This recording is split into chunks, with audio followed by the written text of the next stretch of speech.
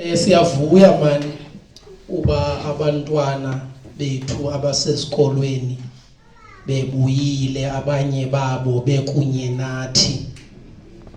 Lento ke ningayithatha kancinci ninabandla, kodwa namhlanje ndifuna niyithathe le ngqalelo, siyithathele phezulu into yabantwana ababuyele ekhaya.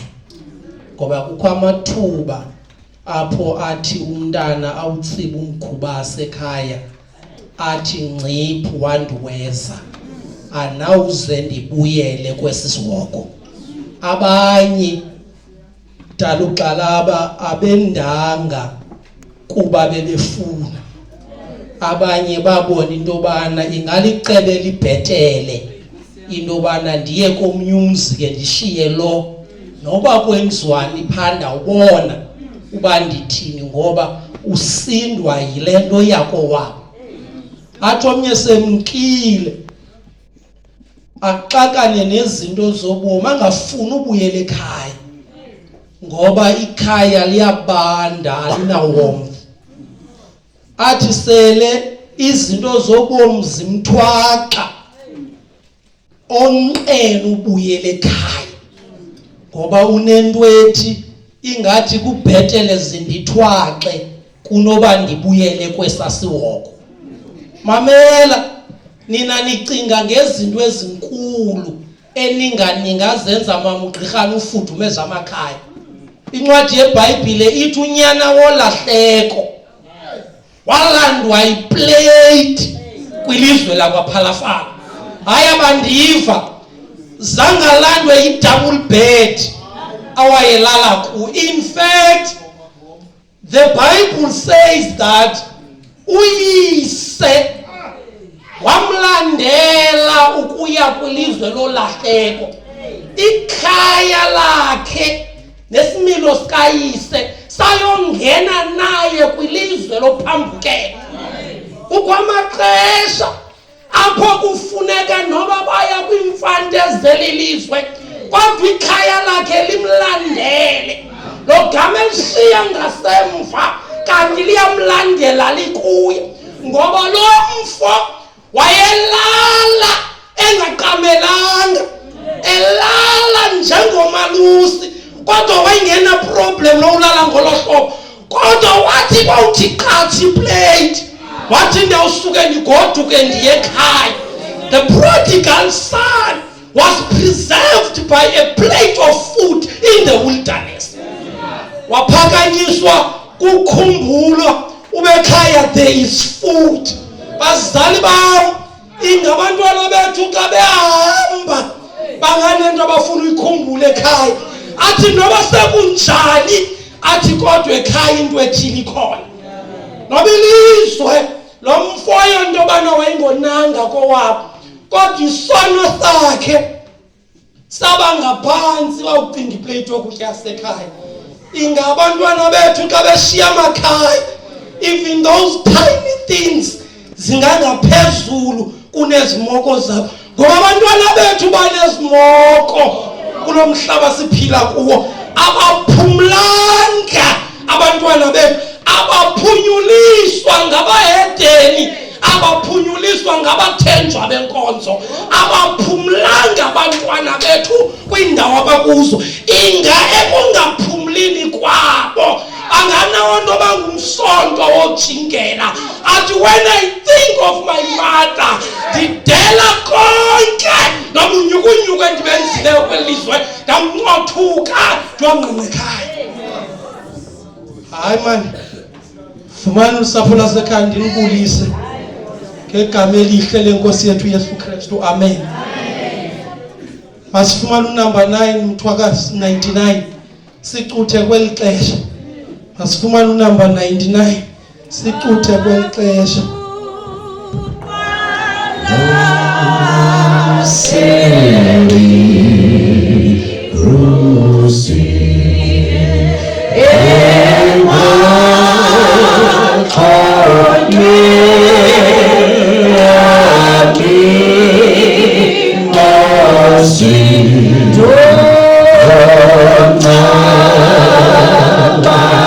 Your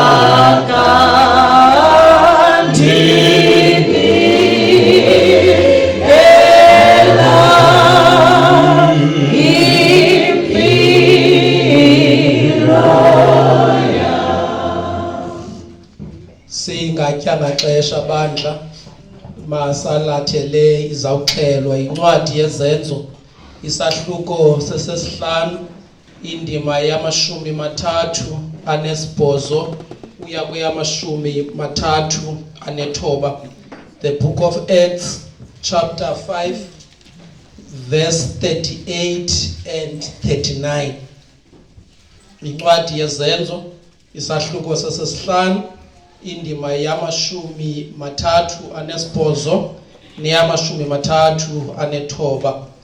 Ifundeka ke ngohlobo: kungoku ke ndithi kuni, khwelelani kwababantu nibayeke, ngokuba elicebo nalomsebenzi ukuba linga lelabantu lochitsha, ukuba ke lelikaThixo aninakulitshitshisa, hleze nifunyanwe ningabalwa kwanoThixo. Inkosi yoxolo mayisikelele ufundwa kwezwi layo ngokude kube kunaphakade. Amen. Manje ifundo kwesibini kule iBhayibhile ithi, so in the present case I say to you, stay away from these men and let them alone.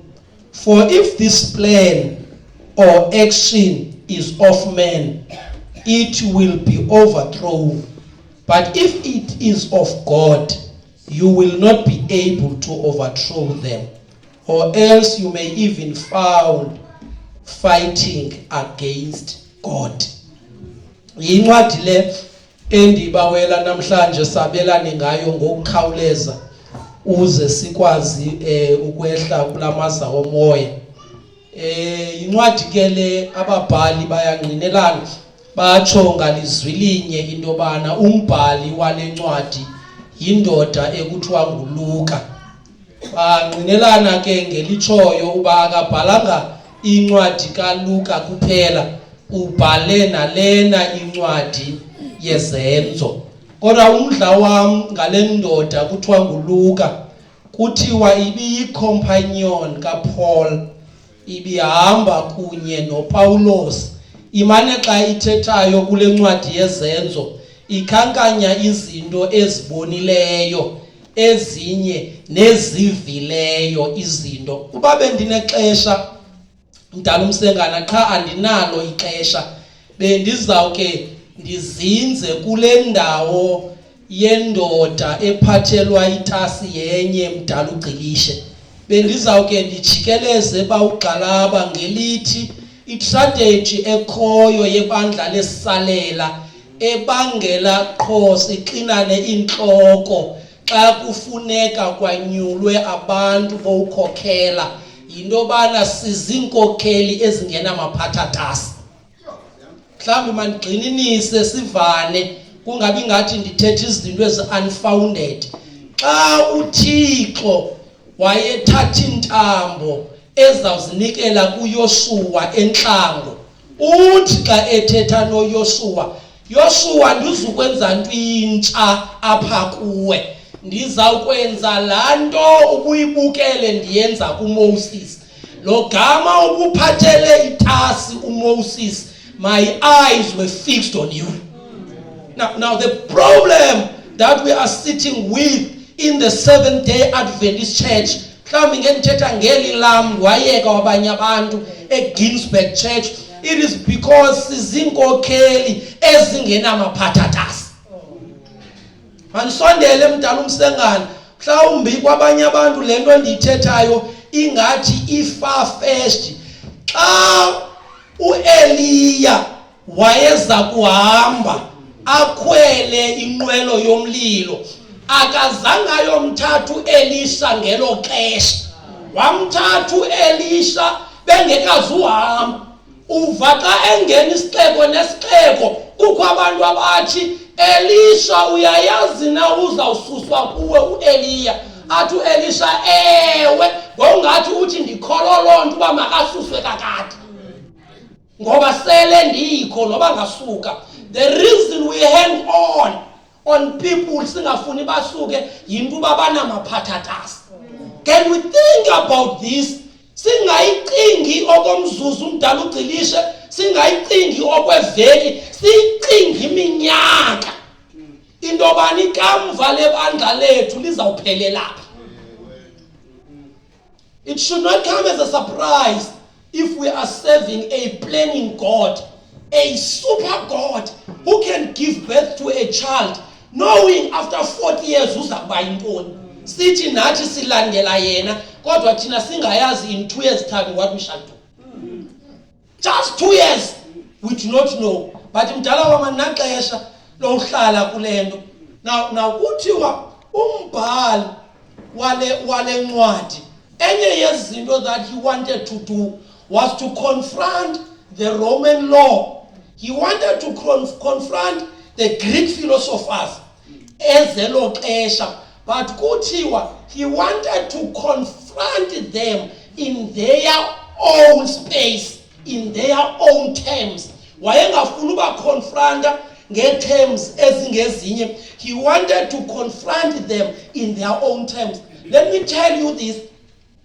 uThixo xa efuna abantu bakhe, abantu bakudibana nabo kule ndawo bakuyo. Ndiyaphinda akukho kwamntu uzoza apha enkonzweni afika guquke. Ngabantwana bethu bodwa abazakwenza loo nto ngoba kakade bakhonza apha, beza apha every day, yile nto bazoguquka apha. Ongene ngela sango qiniseka sedibene noThixo kuloo ndawo. We are just polishing le nto uThixo seyenzile. Yiwaste yexesha into yoba sicinga into yobana bazawuguquka because bangene ngalamnyama. Sebengena nje kudalo besetyezela, besiza nje phaya sele besetyezela. Uba bebengase, in fact mandiyandise ndithi kuwe, uThixo udibana nabantu bakhe kuloo ndawo bakuyo. Abanxilileyo uThixo udibana nabethaveni. imajority yabantu abazimfinca ngotywala baze baguquka bangena kule nkonzo asithatha isigqibo unintsi lwabo benxilile baba bengena bhabhalazi abanye babe nomvuka uyeka kwabo ngoba zange abalinde uThixo babe sober lo gama bebeshushu ebekunye nabo abahlala eLong Street eKapa uThixo udibana nabo kuloo ndawo abasegole Hillbrow uThixo udibana nabo apho abaseDurban ePoint uyawudibana nabo kuloo ndawo uThixo abaseBhayi eCentral udibana nabo kuloo ndawo uThixo akabasusi kuloo ndawo ngoba uThixo udibana nabantu bakhe kuloo ndawo bakuyo andivanga imbali ethi uRahabi wayeye enkonzweni kodwa kuthiwa uRahabi kwistendi sakhe sokuthengisa wadibana nabantwana bakaThixo waguquka kuloo ndawo ngoba uThixo abantu bakhe udibana nabo kuloo ndawo bakuyo yile nto ubangela ubona ivangeli ingathi ayithandwa amaXhosa awayifuni inkwenkwe eshumayelayo awaguquki ngashumayela incame nendoda engenamfazi elalini bayiphulaphula bengayiphulaphule ngoba bona bangabantu balona yolonto ezinye izinto singena kuzo asingeni kuzo kuba zisalvific kodwa singena kuzo kuba ziyi-vehicle ye-salvation. Manisondele mdala wami hleze singavani manisondele kancinci kaloku uNtsikane kaGambu warholwa eXhense eMgidini iDamasko yakhe yayingekho kulaa mthi wayekhonzisela kuyo abantu wathi phakathi eMgidini labaneka wamhlalisa phansi uThixo uthe xa ewela umlambo egoduka wathi uThixo hlamba lo mbola kulo mlambo uyongena esibayeni umnqamlezo zange ubone kodwa esazana nenkomo yakho ulushe enempondo esithe sangathi ngumnqamlezo aqemane ethetha ngayo ndibona usifuba sibanzi eqhonywe ezimpondweni senkabi yenkomo yam ulushe ngoba uThixo wadibana nendoda yasebuhlanti wayifundisa ivangeli ngobuhlanti ayifuni ukuthi ugqobhoke uphucuke ivangeli apho ukhona uThixo unamandla wokukulala intsomi le sayichazelwayo yoba funeke sishiye ubuthina ize uThixo asamkele uThixo abantu bakhe ubamkela ngobunjalo babo kwaye uThixo udibana nabantu bakhe kuloo ndawo bakuyo esebenzisa izenzeleleli zezi zinto bazaziyo mhlawumbi wabe ndinexesha ndala ugcilishe bendizakwenza isubmission ethi mhlawumbi uThixo engade adibane nawe nje yinto uba akakwazi uba ngaya kulaa ndawo akuqhele kuyo akwazela kuyo afike ungekho abangajikela kweliqala akakuboni ngoba uThixo wazimenemene olilo uze nerat yokulungisa imenemene kodwa ufika lipretend lisenza ngathi ayiloxoki kodwa uyalazi uThixo ngoba uThixo abantu bakhe hayi mdala ugcilishe bangikhawuleze ingandishiyile verse manikhawuleze hleze sishiywe lixesha mandikhawuleze nansi enye into ozayiphawula kule ncwadi le ncwadi iqulethe kakhulu izinto zovangelo iqulethe kakhulu indlela ebekuqhutywa ngayo xa kuvangelo mandenzele submission le ncwadi ayichazi ngamalungu webandla ichaza ngabadisciples bebesebandleni hayi angindiva mdala ugcilishe it is a wrong notion for Adventists to go around seeking for members. That is why churches are full of members, that there is no one who wants to go and evangelize. Ngoba we have specialized in gathering members. We don't want members as an Adventist church. We want disciples. Manphinde asifuni malungu njengebandla lesalela sifuna abadisciples ngoba abalungu ufika kwawo afika ahlale phansi athi atshintshe nelanguage yothetha athi inkonzo bekufanele ukuba the church must qiniseka. If that is your language, you are not a disciple, you are just a church member. The church members, okay, the members, the society, as man as the city, the society should do this, but our disciples took it to their hands to do it. Awungena ngalamnyango akangenelanga uzohlala phansi ungenele uyothatha abanye. Ndiva lento ngabafundi bakaYesu yathi yawufika indoda yokuqala yazibekela isitulo etafuleni yabaleka yothatha umninawa wayo yathi I have found the Messiah, come let us join. Zangithi ufika kwayo ichophe yonele kodwa yayokhangela omnye. The reason our church is stagnant, it is because we want to be members, we don't want to be disciples. In fact, let me make this submission. In majority yet, we are parasitic members. If you know a parasite, this is a parasite. We want to come and die on things we do not know how they were prepared. Kwaphalala igazi, kwaqhawuka imitshato ngale nkonzo kwakhiwa kwayo. Le nkonzo isekezelelwe phezu komhlinzeko wabantu. Kukho abantu who are fighting against the system, who are fighting against the church, so that black men can worship freely. Uzunyuka abuya kumfundisa uNhlapha eKZN uthi akubona kwincwadi ebhalwe The Tears of a Black Pulpit. Kwakungemnandanga kodwa lamadoda anyamezela esegregatwa in the Adventist church. Kuku black only, kuku white only, kodwa lamadoda ahlala ngoba ayezondelele ukuphaqula nabo basuzane nevangeli, ayezondelele uba siyotsalwa nathi kwimfante sasikuzo. Le nkonzo yakhiwa ngomnikelo nale vangeli izawugqitywa ngomnikelo. Sikhophe emagxeni abantu abancama konke bevula igaraji nezindlu zabo uze kukwazi unqulwa. Abanye bebambisa ngefama zabo ukuze inkonzo ikwazi uthonywa. Kodwa namhlanje we have turned to become parasitic members. We just want to come and consume and leave.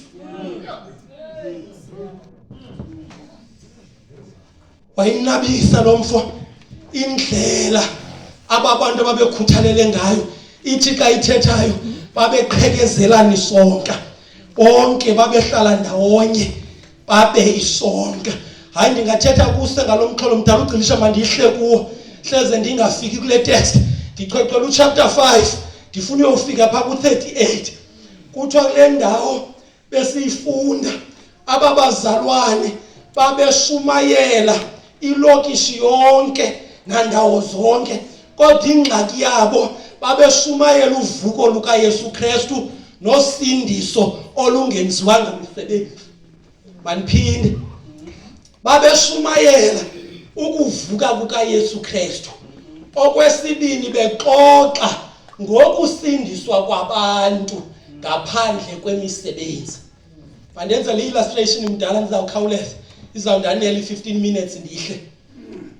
I-salvation by faith isebenza ngolhlobo. Umntana umsengana xa etshata akasebenzeli ubizwa njengomyeni. No one works to be called that. Uyapha, that is why ufumanisa into yobana abandwebileyo, abamathileyo, abakrelekrele, abangekho krelekrele, abasebenzayo nabangakwazi usebenza bonke batshatile. Yinto yobana akho umsebenzi utheni. Uyafika acele athi lo okay bangayi nabamantyi bangabiza nabana basayini. Batshatile. Bafuna uzenkonzweni basenkonzweni, bafuna uhlala sitting room kwabo bahlala sitting room kwabo basayini. Ingxaki yakhe iqala lamini wasayinela phepha. Awusayina ela phepha uvuke ekseni ayophangela, hayi to become a husband because he is a husband. Manqale akavuki ekseni. I don't wake up in the morning ndiyophangela kuba ndifuna ubizwa ngoba ndingumyeni. Ndinguye. Ndivuka ndiyophangela kuba ndinguye. andivuki ndiyophangela so that uyayama athi tata. Ndivuka ndiyophangela sele ndingutata wakhe. Now, salvation with faith isebenza ngolo hlobo. Wamkela uYesu Kristu ungakhange wenze nto. Nithi nalo sabathu ungayamkelanga for that matter, wamkela uYesu Kristu. Uthi wawumamkela uqala ukwenza izinto ezenziwa ngumuntu owamkela uYesu Kristu. Umuntu owamkela uYesu Kristu wenzani? Uze enkonzweni ngesabatha. Iba lisiko lakhe into yozoworship. Awuzunqula ngesabatha so that you can be saved. You worship on Sabbath because you are saved. And iniphindele iza kutshonela ilanga abuyise Kristu ungasindiswanga. Ubucinga uzawuza apha kuba ufuna usindiswa. Usindisiwe ile nto unqula ngesabatha. So usindisiwe, that's why you obey his laws. That's why I sithi abandithandayo mabagcina imithetho yami. Akathi mabagcina imithetho nabo ize bandithande. They've already loved me and accepted me. Now they are keeping my commandments. That was the gospel. Iyaqabanisa nibona bebusweni benu. Iyaqabanisa. Xa iqabanisa nina kubeselephi kwabaya. Ngoba nakubo yayinjalo. Babefuna ukhupha ishumi neminikelo. Babefuna uthenga ifestile. Then they can be counted worthy. What uYesu zithengeni because you are worthy. Wathi ndenzeleni zonke ezi zinto ngoba sele nisindisiwe. Sanuzenza ukuze ngoba imisebenzi yenu ingamadlakadlaka phambi kobuso bakho. Noba ningenza ntoni anikhathalele kodwa uba niyenza nikum senisindisiwe, it will be worth. Now nansi eyona nto kwakuqala yenza isankxwe phaya. Kweliqala kukho abaSadusi, kweliqala kukho abaFarisi. La madoda enza isankxwe onke ngale nto kaYesu Kristu. Athatha ke ngoku uPeter neecompanions zakhe bavalela esiseleni. Emveni koba ebavalele kwafika isithunywa ngobumnyama sabavulela sabathumela back kwi-congregation uba mabahambe oshumayela. La madoda ayahamba ayojonga eseleni, afika izisele zivaliwe kodwa abantu abekho. Now njengobefika izisele zivaliwe abantu bengekho, aworried, ahamba ayokhangela athi yebo abantu basashumayela apha baphinde bayothathwa. Kodwa yena nina besitheni kuno besingathanga iyeke le nto nami niyithetha apha. Ala madoda asizuyiyeka into esingasoze siyiyeke into yobana lo mntu nambulala nina uThixo wamvusa senimbulela wamthatha wamthumela kuyise. Uhleli noyise njengoba sithetha nje asizuva nina sizawuva uThixo. Wanqanda indoda ekuthiwa nguGamaliyeli, yiyo le inqanda apha ithi madoda yiyekeni le nto niyenzayo. Uba le nto yinto yabantu masivaneni ngento ethi le nto izawuphelela apha emoyeni, kodwa uba yinto kaThixo ayizuphelela kule ndawo. Masibuyumva kancinci sizawukwehla sivale. Now kuthiwa uPeter wayehamba ephilisa kule area bakuyo, in so much that kwakukhutshwa abantu babekwe endleleni kusithiwa ubunodlula apha isithunzi sakhe siwe nje kwaba bantu bagulayo, aba bantu bayavuka baphila. That is how powerful Peter has turned to be. But when you look back at ubomi bukaPeter, kaloku uPeter ngulo besandophika uYesu Kristu. Akudala ikaphela 6 months lo muntu ebephike uYesu Kristu. Akudala, remember uYesu Kristu umkile after 40 days. Emveni kobe mkile after 40 days, inyanga le inensukwana. Yazi insuku ezimbalwa behleli bodwa. The 2 months mfethe kaphela. Njengoba le ndoda seyithetha ngohlobo isenza ezi zinto. uPeter what became eyenza into yobana abe nomahluko was this. uPeter wathe kuweni kwakhe wabuya sele enomahluko. Mandiniphindele mhlamba nindivana. The reason unintsi lwenu lungawi, it is because zange nema kwaseqaleni. In fact, the reason kusithiwa udinwanga zange wahamba kwaseqaleni lokuchophe phansi. That is why you are not tired. But ukamandla wokuwa kukaPeter, emveni koba uPeter wayehlatyaniselwe ngamehlo kaThixo Yesu Kristu phaa emnqamlezweni, wabuya uPeter nomahluko. emveni kwe-announcement ethi chazelani uPeter naye sawudibana eGalili naye abe khona wavuka uPeter different. I tell you today, all those who have fallen down, when they rise again, the power is there. Amandla wensindiso awangqengqange kungawini kodwa angqengqe ekubeni wakuwa uphinde uphakame. Ngoba ingxaki yethu, we think miracle is on the not falling part, kodwa umangaliso usakubuyeni komuntu owileyo.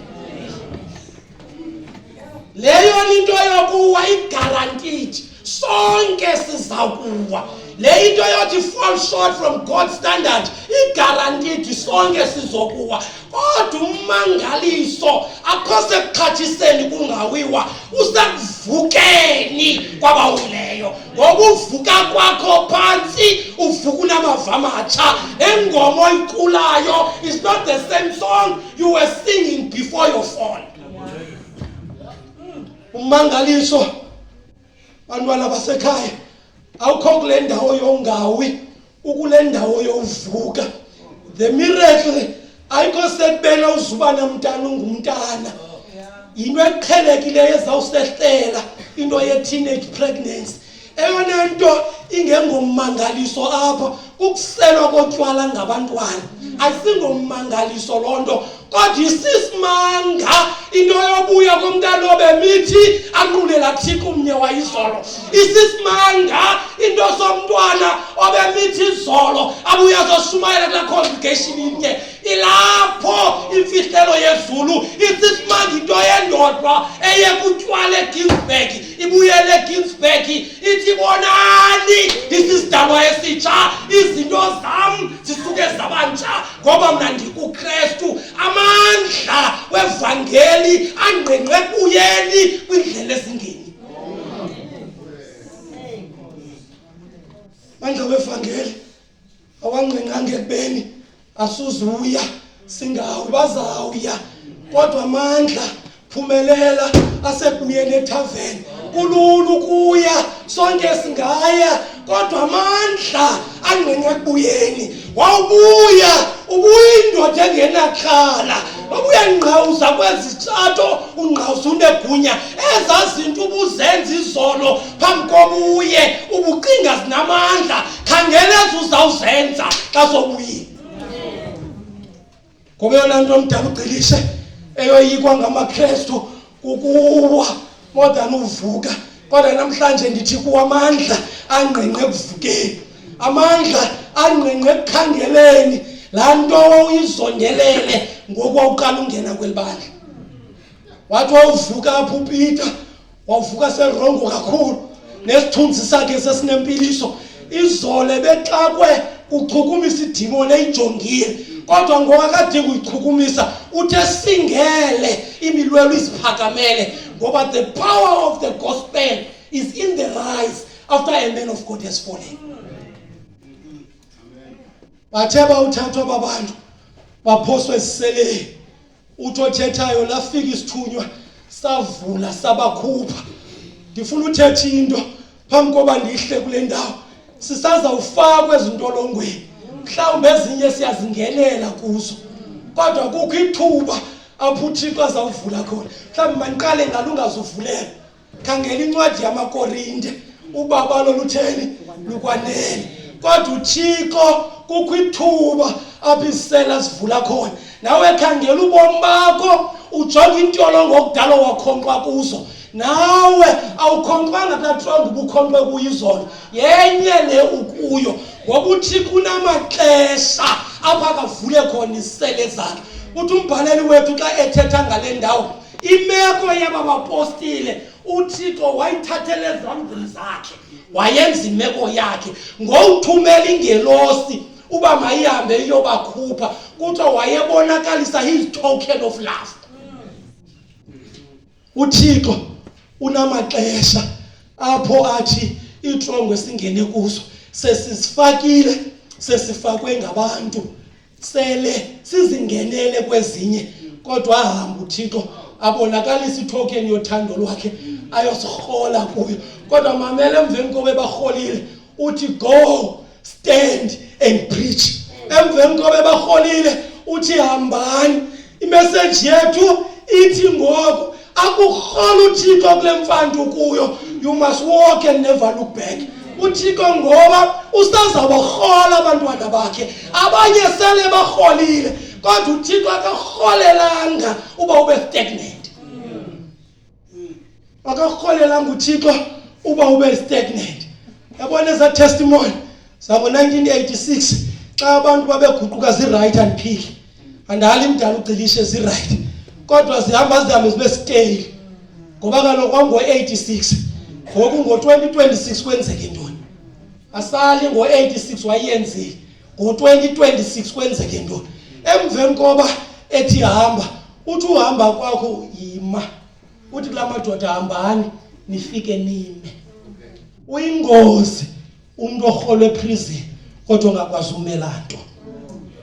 Uyiproblem umuntu oholiweyo kodwa ongakwazi umela nto. Kaloku ekuholweni kwakho kuphuma amandla wokwazi uma.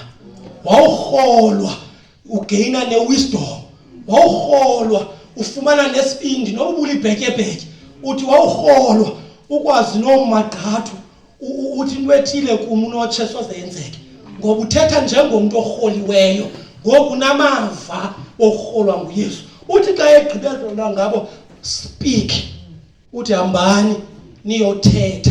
Ndiyazi abaninzi bathi ukuthi andinalizwi lawuthetha, mna andilochule lawuthetha. Ewe, nokuthula kuyathetha. Yalani yokuhletywa emsebenzini uthule, i-message enough, kuyathetha. In fact ngumuntu ongakwazi uthetha ongayaziyo into yobana ukuthula kuyathetha. It is because kudala ethule ucinga into yobana hey akho nto kule nto yam. Kodwa abantu abakwazi uthetha bayayazi silence inamandla kunokuthetha. So le nto yoba hayi asiyuthetha sonke ninyanisile nesimilo ezi siyathetha. The reason we are struggling to be believed in the secular world and the secular schools, it is because xa kubhalwa i-noisemakers bangu-number 1 elistini. Xa kubhalwa abantu abenza i-assignment eminyango esikolweni bangu-number 1. Xa uya kwilist ye-detention bafole phaa bangu-number 1. Ndimthembe njani umuntu othi ngesabatha uzoyokhonza uThixo? uThixo we-noisemakers? Bani ozothemba loo nto? Oyithembela uyithini?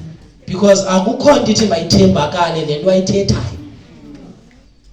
Kodwa xa ithembakala iphume emlonyeni wakhe ifana nomuntu orhoxozayo. Bazalwane, ndiyayiqonda kunzima. Wounded soldiers are busy banishing other soldiers. Kodwa xa lo muntu uthetha naye econvincing into yobana kuyadlulwa emekweni, nawe uba nayo into ethi hayi kuyadlulwa. Kodwa xa uva indlela alilisela ngayo uqonde wow, uve abanye bethi kuyadlulwa kudlulwa, nawe engadlulanga, nangu ngo ndiyambona akadlulanga, kodwa uthi hayi kuyadlulwa emekweni. Nawe uzawudlula. Xa ubona amehlo axuza inyembezi unzima udlula, ayidlula apha kuye. Now even the character speaks. Now la madoda uThixo emveni kobe wakhuphile wathi mawayoshumayela, zange ahambe zikhangelela abantu boshunyayezwa. Bafike ekuzeni kusenkonzweni, inkonzo ime ngembambo kwabantu abalinde bona. When God sends you for a message, you have an audience. But the problem yakho ukhangela i-audience kaPhaqulu ufuna yenze yakho. You have created your own audience. Uyenzile yakho i-audience, but you are not preaching to that audience because you want any audience. It has been a big tragedy mdala uGcilishe. It's unfortunate lento ithethwa ngumuntu ozamayo uphimisela xa kuthiwa makashumayele. Sinengxaki enkulu yoba wonke umzalwane wants to preach. Simple teachers who can teach so beautiful that the message yezulu singayiphosi. They are eager to shout to the church because bacinga le nto yokukhapha isitulo siyenza apha yiyona nto yakubaluleka yokukhwela phezu kwetafile. They go around thinking this is the only thing. Bashiya zona zinto zabo zakhe. Indoda elichule lokulungiselela ingxamela uleke uyofundisa. Ngabantu ufundisa ngapha kodwa lo muntu uphiwe ukulungiselela. You can stick alungiselele kuphele kuthuleke. Kumuntu wembiza lo kodwa ubhiza ufuna ukwenza isaba school. Because the problem, our speaking, sifuna uthetha nabantu abarongo sithethe wrong. Sonke we are all gifted. Sinezipho zethu ezingumahluko ngoba we are one body of Christ. Xa zidibene izipho zethu sikhupha into enye edibeneyo. You can imagine if your whole body was just a mind. Ibizoprotectwa yintoni? Just a simple protection yesikhala. A simple protection. Some people have stopped praying because they feel hleli nje sithandazela abantu who's praying for us. Hleli nje senze into ethini. Abanye umuntu unemali imdala ugcilishe imali yakhe inxakile ininzi but uba kukhweliwe kwayiwa kuloo ndawo ufuna ufika athethe ashumayele because ukhwelwe emotweni yakhe. Your simple duty is basic. Give preachers money, they can go and preach. Kuba imali ukhwelisa abazalwane bayoshumayela. Pheka ukutya batya abazalwane balambile basuka oshumayela because they are gifted in preaching. You are gifted in cooking. Period. We have been pretending for a very long time apha ingathi sonke sakwenza into enye asizukwenza into enye sonke. Ubhubhe laxhegwazana beliyirebuka yenkonzo ibhubhile irebuka yeke akuvuswanga wena. You are not a rebuker. That is why you wrote ka rebuke abantu. But it's not your title. You are not given that audience. Hayi walala umama ubani kwakusithiwa kule nkonzo awunguye. It's not given to you. Ubunguye ubuzaba nguye ngokwakhoyo. Belizawunyuka nobabini singqine sonke in her absence. Sithi nanku umama ubani uyithathile indawo yakhe. We're struggling because we don't want to excel in the audience we've been given. Sinikwe audience yethu eyaneleyo kodwa asifuni uhlala kuyo. Hamba ndimke abantu endaba udala ndikuyo. Now ababazalwane ufika kwabo phansi aba hesitate. Afike bashumayela. Now babhaqwa bese pulpitini beshumayela. Kuthiwa mabaphinde bayothatha babuyisele kule ndawo iyi-1. Let me make this submission to you. Your fight against the demon that is tormenting you ayiphelanga izolo ukucimba limkile liyabuya. Yolanda oJombala abali-7 lizabuya back. You will fight for the rest of your life with that demon. Because Satan, since you were born, he has prepared that demon to torment your life. Awunawuthi ka una-40 ka family yakutormenta uloyise kayi-1. The fight with the devil is forever. What he brought yesterday, he will bring tomorrow. Consistently, akazukukuyeka. So our fight is not basic. Ayondobana hayisilwile izolo soyisa ngoma kuvalwe kuyekwe. Continuously we will fight. Akancami ongendawo. Ixhego elidala elina-8 years akancami selitshathe elina 45 years. Lisithi na 45 years emtshatweni he will persist emveni kwami. Akancami he will try by all means elijikeleza. Athathwa lamadoda abuyiselwa back. The reason ebuyiselwa back abasadusi had a fear kwelaqala yoba uba kuke kwashunyayelwa ngoYesu Kristu ovukileyo sisengxakini ngoba i-congregation yabo yayisekezelelwe kuYesu ofileyo. Now kwakufuneka beyiprotected by all means into yovuka kaYesu Kristu because ubeke kwathi uvukile ingxaki zizawuba liqela. Kwaliqala abafarisi babejingele kwi-sacrificial ceremonies zabo. Uba kuthiwa uYesu Kristu wazihlamba izono eCalvary, amahobe wethu nezigusha zizawuthengwa ngubani for sacrifices? Now kwanyanzeleka bavale ngongani ngamasabatha aseGinsberg evalela abantwana engengoba lapha befuna usebenzela uThixo. Ngoba we will get exposed as parents ngathi abethu abantwana sibakhulisanga uba aba bazawufika sebegqadaza besezintweni bakhuthango bavale baxolela ucompromise ivangeli kaThixo so that kuphuhle i-sacrificial ceremonies zabo.